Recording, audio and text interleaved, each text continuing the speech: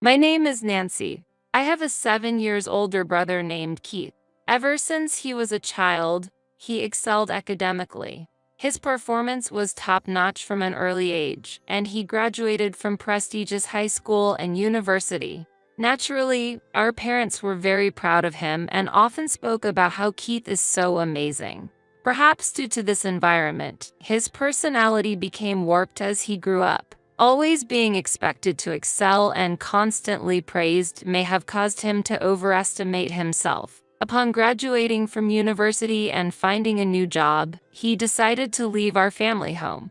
When he left, he sarcastically remarked, "I can't bear such a mundane life in this house anymore," with a wry smile. I'll never forget the look on our parents' faces at that moment. With a look that couldn't hide their surprise and a hint of sadness, they said, "In the past, Keith was always cheerful and cherished us." Honestly, I was angry then. I never stood out like my brother in studies or sports, and the high school I attended wasn't super prestigious, but I valued the bond and love of our family. Both my brother and I owe our lives to our parents' support. I wished he felt that too. During my high school years, I realized daily how precious the warmth and love of a family are. Strangely, my brother didn't seem to feel that love. Our parents had watched over us siblings for a long time, pouring endless love onto us. Yet, my brother seemed to see them as ordinary people, and that weighed on my heart. As a child, my brother was like a hero to me. Seeing him handle everything perfectly made me want to be like him. He used to care about me, play with me, and help me study. However, he changed. By the time I was about to graduate high school, he began to say things like, "Do you really need higher education? And you're wasting your time on such things." Whenever our parents confronted him about his attitude, he retorted, "I became this way because of you." I cried then, but my parents hugged me and said, "Nancy, you've grown into a truly kind-hearted person." Encouraged by their kindness, I managed to get into a national university and secured a job at my dream company. Since my mother had given birth to me relatively late in life, by the time I started working, my parents were almost 60. By then, my brother was already married, but oddly enough, neither my parents nor I had met his wife. My parents had brought up the idea of inviting him home several times, but he always hesitated, saying, "It's a bit of a consideration to introduce her to our family," and avoided bringing his wife to our house. About half a year has passed since I started my life as a new member of the workforce. Just when I thought I was gradually getting accustomed to my job, an unexpected event occurred. During work hours, when I usually wouldn't receive personal calls, my cell phone displayed an incoming call from my mother. Normally, my mother knows I'm at work, so she wouldn't call. I stepped outside and discreetly answered the phone. My mother's voice was softer than usual. "Hey, are you okay? Are you busy right now?" "No, I'm okay." "What happened?" "The thing is, your father suddenly fell ill." I felt a weight on my chest at those words. I immediately informed my supervisor about the situation, ran to the station to catch a taxi, and hurried to the hospital my mother had told me about. Along the way, I repeatedly hoped and prayed in my mind, wondering how my father was and hoping that he was all right, as I headed to the hospital. When I entered the waiting room, my mother, tears streaming down her face, greeted me. "What happened, Mom?" I sat next to my mother, filled with worry. How did my father, who was fine in the morning, suddenly end up in this condition?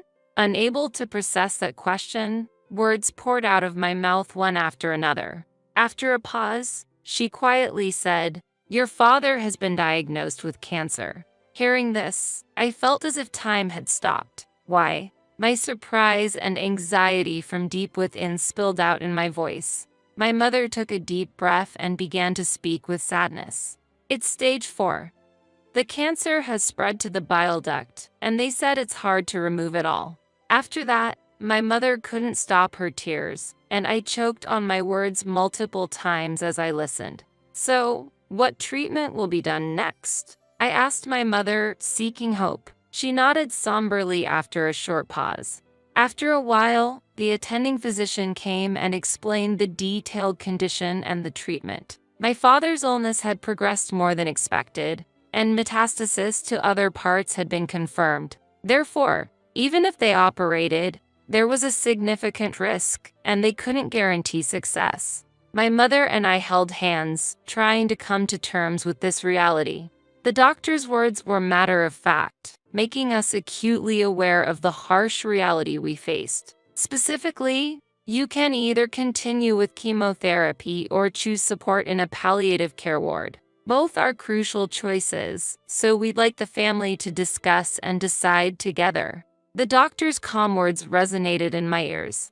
As I slowly sat down on the sofa in the corner of the waiting room, a silence spread between us.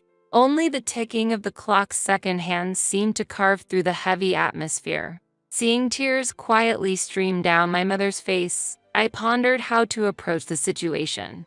It was a challenging time to communicate, but necessary procedures had to be followed to move forward. We should include Keith in this conversation. Let's contact him immediately and discuss making a decision together. I suggested it and picked up my smartphone. With a wry smile, my mother confided, "Actually, I've already informed Keith, but he hasn't responded." At that moment, recalling past events and my brother's nature, I had a certain premonition. When he sought help, he'd get extremely upset if he didn't respond quickly. Yet, he tended to run away from situations requiring tough decisions. However, believing that the opinions of the entire family were essential this time, I kept calling him. After more than 10 attempts, I finally heard my brother's slightly irritated voice. "What do you want? Calling me over and over? Brother, do you fully understand Dad's condition? Mom should have informed you in detail. Why haven't you come to the hospital?" My voice was imbued with both urgency and anxiety. After a brief pause, he sighed in seeming annoyance. "Of course I know. But unlike you, I'm swamped with work. Dad's still alive, isn't he? I don't think there's any need to be overly concerned." His words lacked any shred of understanding or empathy, deeply shaking me. "This isn't a joke. We don't know what could happen to Dad at any moment. Have you forgotten how much he's worked for our family? We are here today because of his support." I felt tears threatening to spill. However, without showing any emotion, my brother curtly said, "Now's not the time to be fussing over this. There's no point in discussing further." I'm hanging up and promptly ended the call. Stunned by the exchange, I was at a loss. I couldn't hide my astonishment at my brother's indifference. I knew he lacked a sense of family bond and gratitude, but I never thought he'd grown into such a detached person. When I returned to my mother, a look of concern was evident on her face. "What happened?" she inquired. I replied, "It seems he is quite busy now," avoiding the details. My mother sighed deeply, murmuring, "It would have been comforting if Keith was here." My father chose to spend his final moments in a palliative care ward, and a few months after that decision, he quietly passed away. I informed my brother of this somber news over the phone and conveyed the details of the wake and funeral.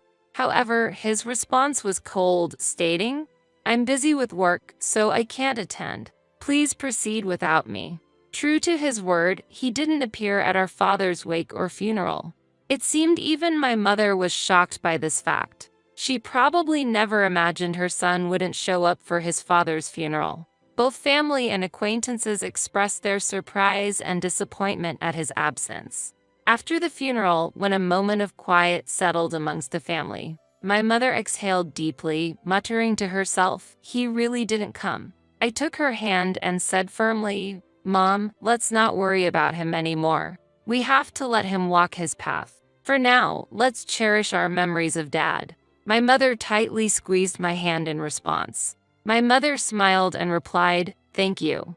Unbelievably, the next day, my older brother suddenly appeared at the apartment where we live. When I opened the door, his expression was different from usual, filled with an urgent restlessness. Stepping inside, he demanded without any greeting, "Where is the inheritance father left behind?" Shocked by his demand, I emotionally retorted, "Seriously?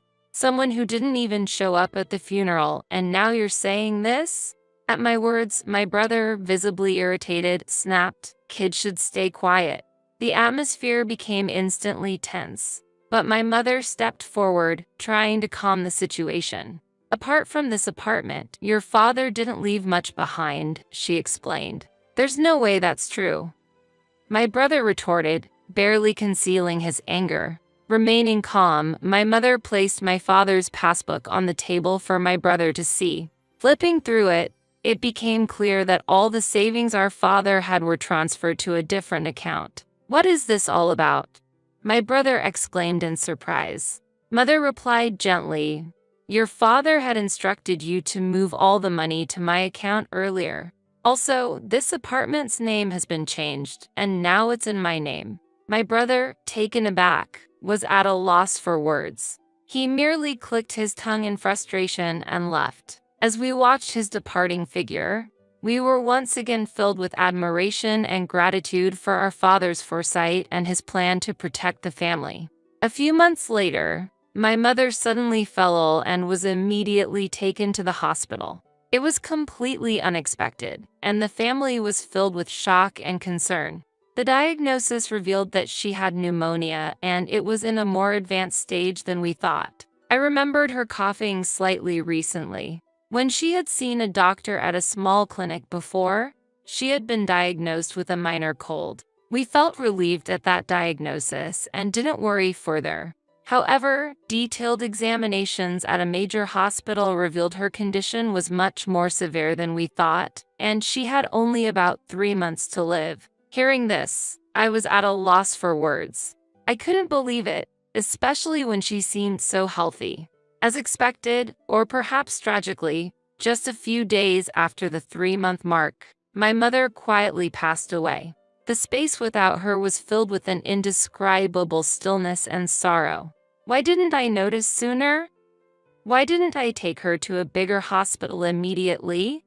Filled with guilt and grief, I shed tears countless times. Even after hearing about my mother's passing, there was no sign of my brother coming to our house. My aunt, my mother's sister, and I handled the arrangements for the wake and the funeral. Understandably, it was a significant shock for my aunt that my brother didn't appear at our mother's last rites, just as he hadn't for our father's. Although my aunt was extremely outraged, I felt that expecting anything or saying anything to my brother was meaningless after recalling his past actions.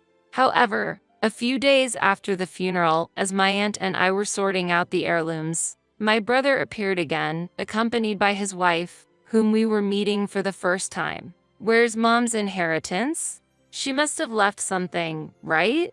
From the get-go, that's what my brother brought up. I was both shocked and dumbfounded. My aunt, equally stunned, stared at him in disbelief. And the most astonishing thing was that beside my brother stood his wife, my new sister-in-law, who neither met our eyes nor greeted us. She just stood silently next to my brother. Even more shocking was that my brother did not even visit our mother's grave. "Brother, please, at least pay your respects to our parents.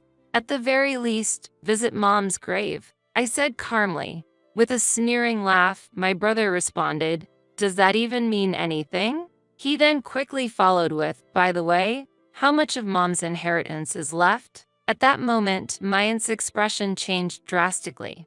In a voice filled with anger, contrasting with her usual warmth, she sternly admonished, "Keith, how can you think of such things at a time like this? Nancy is managing the funeral on behalf of both of you, putting in all her effort. Shouldn't you act with a bit of gratitude, thinking of your parents?" However, my brother completely ignored our aunt's anger, responding dismissively, "Auntie, it's none of your business. Don't interfere." Suddenly, with the demands made by my brother and sister-in-law, the atmosphere in the room became cold and tense. From behind my brother, my smiling sister-in-law said, "Of course. I remember your name, Nancy. Do you plan to keep all of your mother's inheritance for yourself?" "Sorry, but we can't allow that. This apartment is so lovely, I think it's perfect for us." I never imagined that my brother and his wife would say such things. "Why should I have to leave for the sake of both of you?" I asked, my voice quivering. While twirling her finger, my sister-in-law continued, "This apartment has just been renovated, and its location is amazing. It's close to the station and there are plenty of shops. So, we'll be living here." I was at the peak of my anger. "Big brother, all you care about is the inheritance. What are you thinking?" I couldn't hold back and raised my voice. Turning away, my brother let out a heavy sigh. "Such vulgar behavior. Do you think raising your voice solves everything? We'll be back here in 3 days. Have everything ready to move out by then." With those words, their intentions became crystal clear. A mix of my anger and sadness bubbled up, and I couldn't stop my tears from flowing.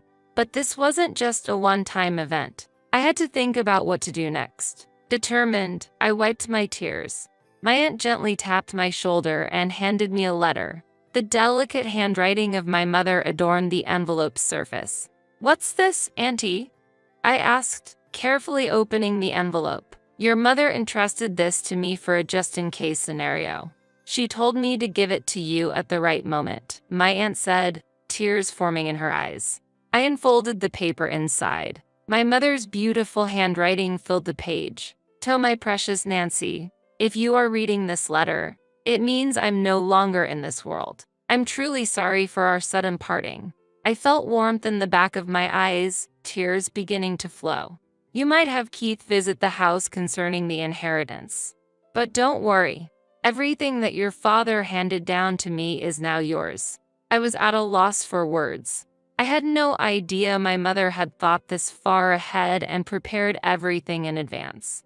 "I'm sorry for suddenly leaving you alone, but I'm at peace, because I've seen how much you've grown into a wonderful person. While learning is essential, it's not everything. The kindness and compassion you learn through your interactions with people is what I believe holds the most value. Your father and I were genuinely happy to see you grow up with such a warm heart until our last days.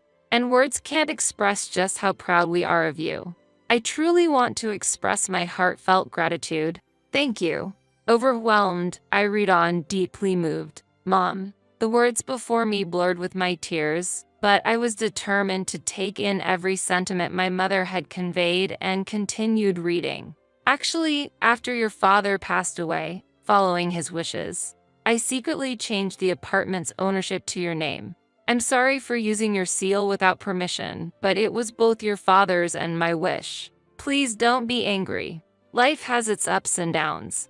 Even when things get tough, we want you to persevere and live your life fully. So, stay strong and find your happiness." The letter ended there. Tears streamed down my face, wetting the paper. My aunt, standing next to me, pressed her eyes and shed tears alongside me. "My sister truly cared about you. In her heart, you were a treasure," my aunt said gently, holding my hand. From the envelope, a bankbook in my name emerged. It seemed like something my mother must have secretly made in the past. To my surprise, when I opened the bankbook, a substantial amount was recorded. I felt that this was probably the inheritance from my father that my mother had saved for me. A few days later, my brother and his wife showed up at the house. Without even knocking on the door, they entered as if it was their own home. "It's time for you to leave, just as promised, right?" my brother sarcastically said. As I stood still, my sister-in-law became irritated. "Isn't it your duty to leave quickly?" she said, almost as a command. For a moment, I felt overwhelmed by the atmosphere, but I took a deep breath, looked them straight in the eyes, and said calmly, "Actually, this house is now under my name." With that statement, the room's atmosphere became tense. My brother and his wife looked at each other, exclaiming, "What?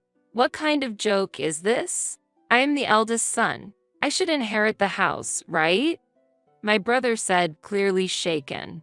Beside him, my sister-in-law stared at me, saying, "This is the first I've heard of this." However, I had decided to state the facts. The house and the inheritance are all managed under my name. So, there's nothing to divide. My brother frowned, then handed over half of that inheritance to us. But this money was left for my future and to ensure that I take care of the house.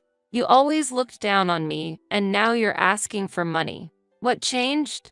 I questioned. His face turned red. Surprisingly, my sister-in-law exclaimed, "Wait, what is this? This isn't what we were expecting." From what I gathered, my brother recently faced significant trouble at his job and was subsequently fired. Not only that, but he and his wife were moving from one day job to another, seemingly in a tight spot financially. They probably had high hopes for my mother's inheritance and the house. But with my revelation, their expectations were shattered and they began bickering, placing blame on one another. Watching their childish dispute, I thought, what can possibly be gained from all this? To them, I said calmly, "This is my house now. If you make any unnecessary fuss, I'll call the police." Trembling with anger, they reluctantly accepted my words and left. Since then, I've had no contact with them. I deliberately deleted all their contact details and began a new life in this apartment. This apartment is my treasure, filled with memories of my father and mother. Now, I have a loving partner by my side. We plan to build a new family in this apartment. He respects my decision and proposed that we take the first step of our new life here. Our future is bright, and I want to pass on the warm love my parents gave me to the children we will have in the future. My name is Lindsay. I'm a 29-year-old company employee, and this year means I'm getting older still. I met Jake, a year older than me, through friends, and we decided to marry 6 months after we started dating. Jake, who made a name for himself in tennis during his student days, is an active person who continues to play tennis even now. As I was in the tennis club during my student days, we immediately found common ground together. Once we started dating, we would often play tennis together on the weekends. One day, after our date, Jake proposed to me and we decided to get married. It's been almost 3 years since we got married. We don't have children, but we bought an apartment after getting married and have been living together ever since. Both of us work, and while we aren't struggling financially, we can't say that we're wealthy either. We're living a happy life. However, something happened between us that shattered my peaceful days. One day, Jake suddenly asked me to come to his parents' house. Surprised, I hurried there to find Jake, his parents, and an unknown woman waiting for me. As I struggled to understand the situation, Jake suddenly knelt down and said, "Lindsay, I'm truly sorry. The truth is, I've been involved with this woman here, Olivia. Last week, we found out that Olivia is pregnant. I feel responsible for her and the baby. So I think it's better that we separate. I'm sorry, but I want a divorce." Jake shocked me with this revelation. Exposed to his infidelity, the pregnancy, and faced with his demands for divorce, I was stunned. That was when my mother-in-law spoke to me. "Lindsay, please forgive Jake. Yes, he cheated, but the problem lies with you too. You and Jake weren't really a good match from the beginning. So, I'm sorry, but please forget about him." And my father-in-law added, "Olivia's father is an executive at a major company. A man in a totally different position from someone like your poor father. I think you know who's more suitable for our son." I couldn't believe it. Jake's father belittled not only me, but also my father too. Normally, parents would put the blame on their son for cheating, but Jake's parents didn't seem to think that way. Instead, they seemed to think it was natural for us to divorce, and that their son had done nothing wrong. I took the divorce papers and said, "I understand what you all want to say. Being with people who have such warped thoughts might affect me too. I'm shocked at how you make it seem like I'm the villain despite Jake's infidelity. Don't worry, I'll file these divorce papers myself. I'll leave the rest to a lawyer." And with that, I quickly left the scene. As I left, my father-in-law mockingly said, "A poor person hiring a lawyer? What a waste of time and money, when she doesn't even have any. She shouldn't bite off more than she can chew." Ha ha ha. Ignoring him, I left his parents' house and immediately went to City Hall to file the divorce papers. At least I was able to end my marriage with Jake. The next day, surprisingly, Jake and Olivia came to my apartment. Seeing me, Jake said, "Oh, you're still here? You haven't even packed your things. You're taking your time, aren't you? Hearing this, Olivia also looked at me curiously. I was furious at Jake's words. What are you talking about? You're the one who should be taking it slow. This is my house, so you should be the one to leave. The movers are coming soon to take all your belongings to your parents' house. If there's anything you don't want them to touch, you should take it now, I retorted. Hearing this, Jake suddenly panicked. What? This is my house. The ownership should be in my name, he exclaimed. I was dumbfounded. After all, this apartment was bought in my name. I had already told Jake about this and about my family's background before we got married. But it seems that Jake is the type to conveniently forget things that don't suit him. Perhaps this carefree nature is why he was easily swayed by Olivia. I showed the deed to the apartment and my name was clearly written on it. Jake's face quickly changed upon seeing it. Meanwhile, Olivia's face began to cloud over with anger. Jake, what is this all about? This is completely different from what you told me before. Were you deceiving me? Olivia began to confront him. This is strange. What's happening? Jake responded in confusion. That's not an answer. Explain yourself. Olivia pressed on. First, this is my house, so please take your argument outside. And just so you know, Jake has various debts. So if you're planning to marry him, be prepared for that burden. I calmly stated the facts to Olivia. Hearing this, Olivia seemed about to say something, but I didn't care and kicked both of them out of the room, slamming the door behind them. After a while, I could hear them arguing outside the door, but it eventually quieted down. About an hour later, the movers finally arrived and took all of Jake's belongings to his parents' house. The room was now clean, and I was relaxing in the newly organized space. But it was short-lived. Suddenly, the intercom rang repeatedly. I cautiously opened the door with the chain lock still on, and my mother-in-law was standing there. Hello, is there something you need?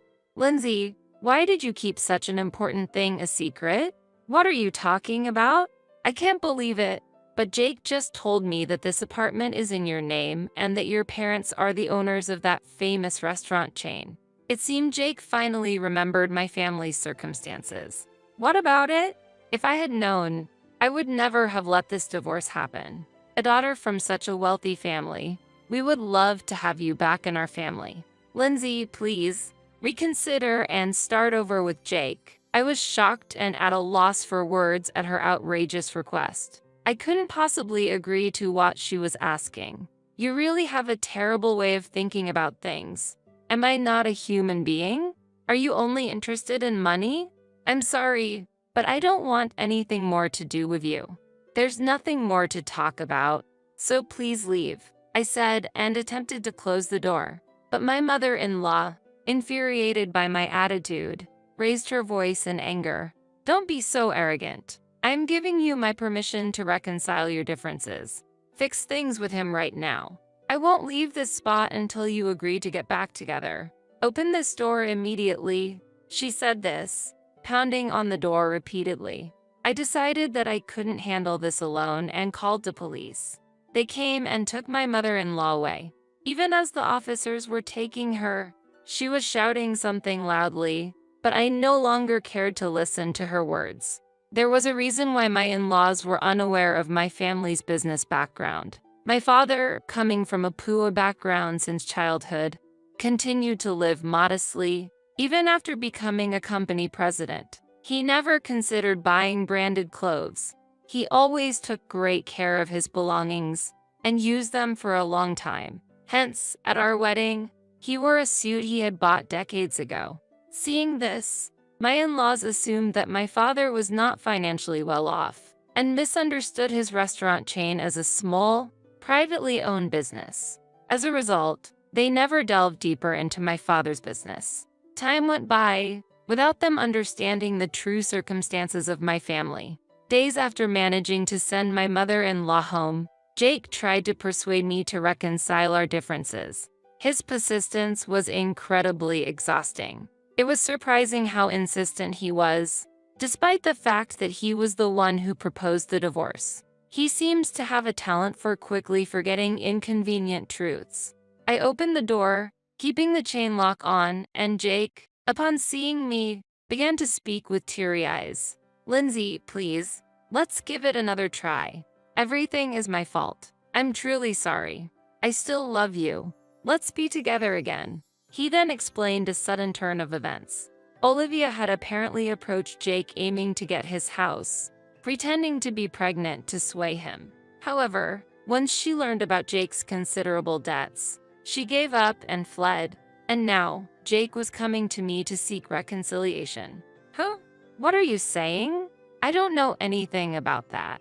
How can you say that? After you cheated and brought up divorce, now that she's left you, you want to get back together? There's no limit to your audacity. I have no intention of getting back together with you.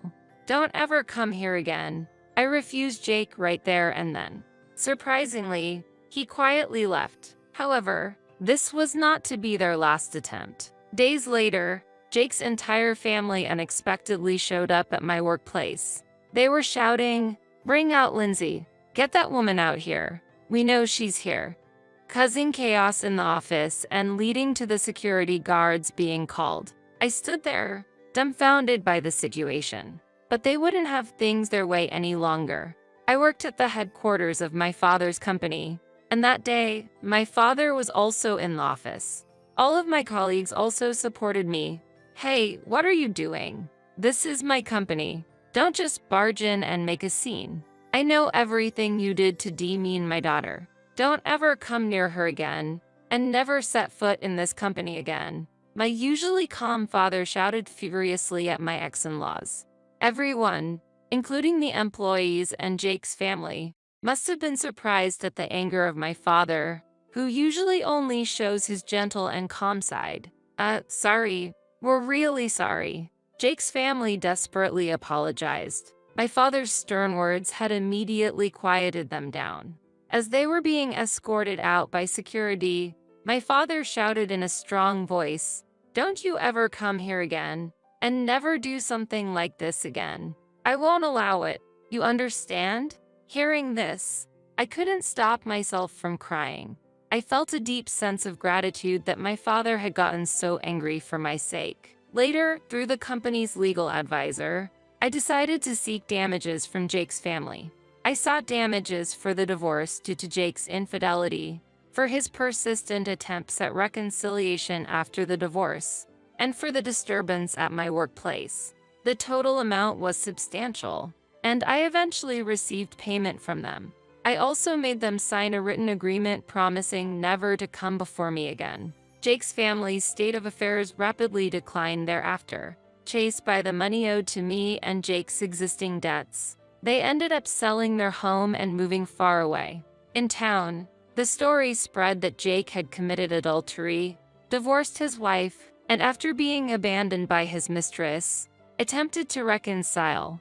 Facing such embarrassment, they could no longer stay in this town. While I felt a bit of sympathy for them, I also knew that everything was a consequence of their actions, so it was clearly deserved. Jake's family never appeared before me again. Finally, I was able to resume my peaceful days. However, my father had harsh words for me as well, regarding what had happened. He blamed me for not recognizing before the marriage that Jake was a person who would commit adultery and accrue debts. Certainly, while Jake was at fault, my lack of insight was also partly to blame. Unable to argue with my father, I felt disappointed and disillusioned with marriage. I felt that I needed to give my heart a break. However, about a year later, I decided to marry my colleague, Matt. Matt was sincere and earnest in his work, trusted by everyone. I was initially attracted by his personality, but as we started dating, I was also drawn to his lifestyle. His life was surprisingly simple. He never indulged in branded items, used everyday things for a long time, but generously spent money and spoiled me on dates. His behavior was very similar to my father's. My father, who usually saves money, would splurge on family trips, bringing us joy, I deeply loved and respected my father. Realizing Matt's actions were similar to my father's, I felt that I could be happy with him in the future. Therefore, I decided to marry Matt. I was worried about being scolded by my father for remarrying within a year of my divorce, but his reaction was surprisingly positive, probably because he had heard of Matt's reputation at work and knew of his character. There was nothing bad said about Matt, and from my father's perspective as the company president, Matt seemed to be performing exceptionally well. I feel confident that Matt will take good care of you, Lindsay, my father told me happily. Matt and I were happily married. Not long after our marriage, we discovered that I was with a child. The happiest person to hear this news was undoubtedly my father. I was so glad to see my father happy. Reflecting on my time with Jake, where we didn't have children even after 3 years of marriage, it seemed like a stroke of luck. Matt and I plan to take over the company in the future. We are currently learning the basics of management from my father. Although there are many challenges, we accept that they are our responsibility as successors, and we are working hard together. We believe that we will need even more effort for the sake of our upcoming child, despite all that's happened. I am now very happy. Together with my family, we intend to firmly support this company in the future.